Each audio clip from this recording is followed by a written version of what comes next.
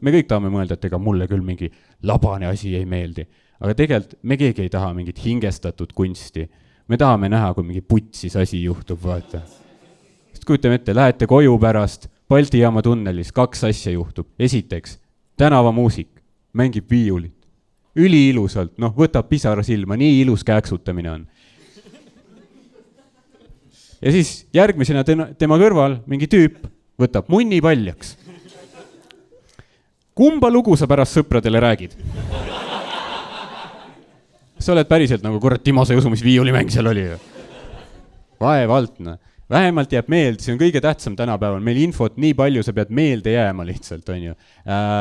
Ja see kehtib igal pool, see põhimõte. Näiteks, Tinderis, ülikasulik, pead meelde jääma. Sest Tinder, ma eeldan, kõikide naiste Tinderi kogemus on see, et teil tuleb mingi 200 sõnumit päevas, tüübid saadavad message'id peale, mingi 200 sõnumit, kõik on sama sõnum ka.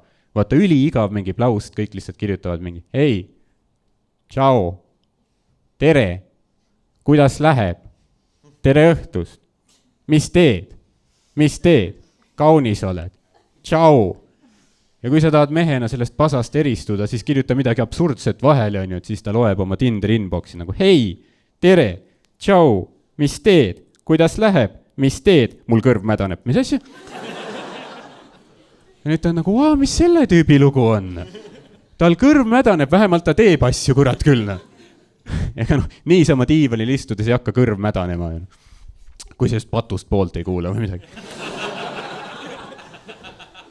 Muidu vast ei hakka.